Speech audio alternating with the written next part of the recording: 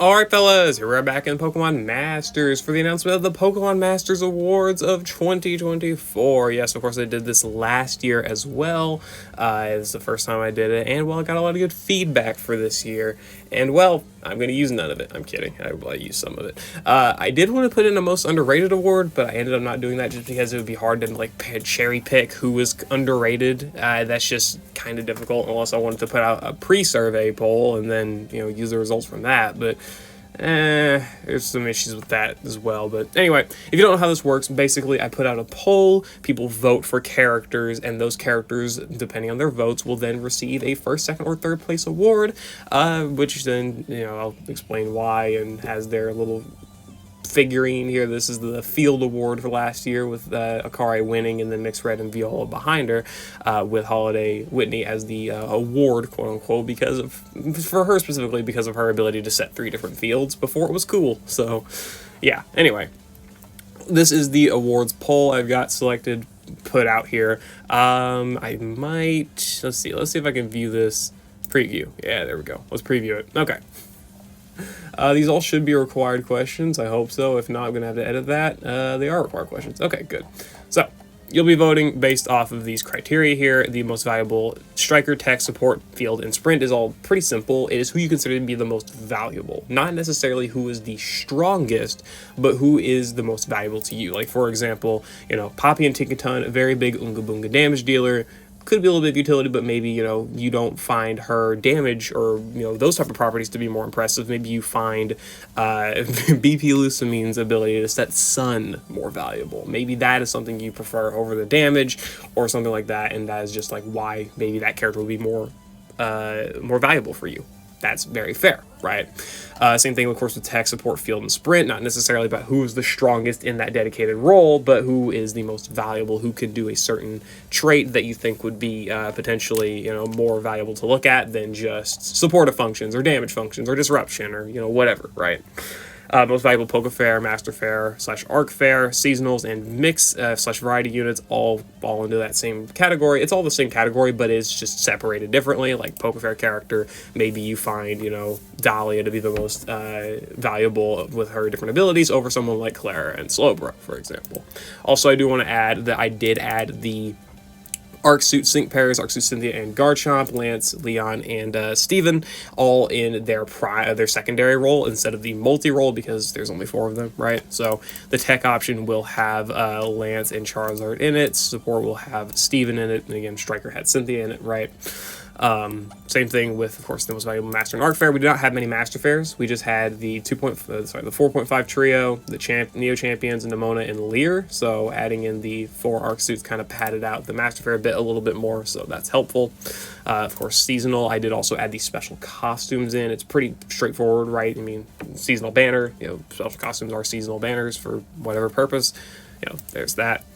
Poke Fair, I've already explained that. Most valuable variety and mix, I did put together the mix and variety characters because there's only very few mixed scout characters, and they're very similar banner formats, just for the fact that one's paid, I guess. Both like asset reuses and of relatively similar kit quality.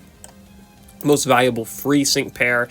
This does have a quotations around it because I did opt to also include the Poke Fair Lodge characters. This is all Lodge characters, event characters, I guess gift characters, damage challenge characters, BP characters, right? Those are the big ones. And of course, again, I chose to include the limited, I guess, characters that have Lodge characters, like Lodge Lance here. Lance is not a free character, of course, but, I wanted to go ahead and include these Lodge characters somewhere, so I just opted to do it here. I think it's fair enough.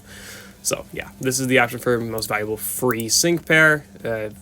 Obviously a good amount of options. And also, this list of characters does include everyone from January 1st, I guess early December 31st, if you want to be PST, or sorry, late December 31st, all the way up to pretty much today, because we're going to be probably getting another sync pair at the end of the year, but I didn't want to include them. I'll include them next year if I remember, right? So this, again, does go from like New Year's Claire / New Year's Wallace all the way up to Holiday Bugsy and Cricketune in terms of the list, right? We kind of start and end with seasonals, which is pretty funny. We also have, most valuable field sprint, all those options, cool. Most valuable egg sync pair, we only had 4 new eggs, and then, of course, the 3 rolls for each of them. So, Butterfree, Rhydon, Golduck, and Hypno. It's just an award I did last year. Last year had a lot more eggs. Like, I think if we look at the options for 2023, which I have pulled up, let's see, what do we have? In terms of eggs, yeah, we had significantly more egg Pokemon. We had the starters, the EVs, the other set of starters, Slowbros, Nidoking, Pidgeot, Berserker, Persian, and Vileplume. Yeah, so there were a lot more Eggmon choices last year, but I went ahead and included the eggs here anyway.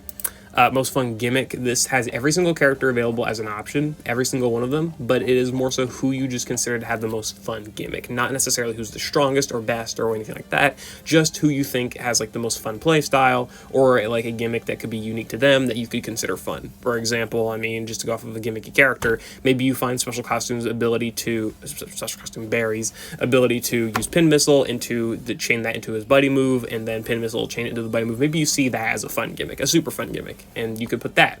Or again, if you just like a character's play style, that could also function pretty well, right? I mean, it's not just going to be limited to like strength or anything like that. So I think this gives pretty good versatility in what characters could get picked, because it doesn't necessarily ask for who's the strongest or best in a specific role. That's fair enough. Best upgrade, this is going to be one I probably forgot. If you can name a power boost, or some sort of upgrade to a character that I missed, let me know. This does not include Lucky Skill Cookies or like the Pasio theme skills or whatever getting added to the main character, Paolo and all of them, right? This does include specifically EXs, EX rolls, 5 out of 5 power boosts, Super Awakening. I think that was it. I would also have included actual grid expansions, you know, from characters who had none, but we got all of those last year, so there was no point. So yeah, this concludes again Super Awakenings, EX rolls, EXs, power boost to the grid, like what Guzma, like the Pokemon Masters Day grid expansion, and 5 out of 5 tiles and all of that. And I did not, I put them all together as one character. I did not want to separate like Signasuit Leaf getting her Super Awakening 1 month and getting her EX roll another month. That was just kind of stupid. It's like, what buff did the character get over the entire year, right? I also opted to not include new characters that ended up getting buffs like Super Awakening, because like Avery, he released this year in 2024, and he also got his Super Awakening, I think this month, but I just opted to not include Avery because he's a new character anyway. So no real point in choosing him or selecting him for the upgrades. He was already out this year. So this is just a chance for older characters to get a little bit of representation here. Fair enough. At least I think so. Favorite new character. This is about the character specifically, not the Pokemon or the sync pair pairing. Just what character do you enjoy that getting added to the game out of these like 30, 29, I forget how many options we've got here, between Milo being the last new character to the Furioso girl, Catherine being the first one back in January, right?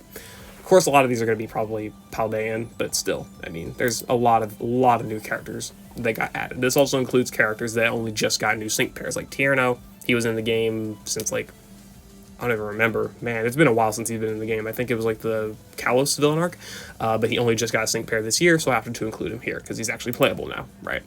And favorite outfit, this is for Pokemon Masters exclusive outfits, which is of course mostly the seasonal outfits like New Year's and Valentine's, or Signasuits, special costumes, ARC suits, and I guess Lily's Anniversary 2024 outfit, and anything of similar caliber, the Neo Champion outfits as well. This does not include outfits that exist in the canon timeline, like Bryson Man and Belelba. They've got they're technically alts and new outfits and whatever, but those are canon alts. Those are actually in the main series. They're not exclusive to Pokemon Masters. Same thing with like Elio and Celine, right? They got their alt outfits. They're not included here either. But of course, special costume Celine is because her special costume is a Pokemon Masters exclusive outfit. And that's it. That's the pretty much the explanation of the awards here.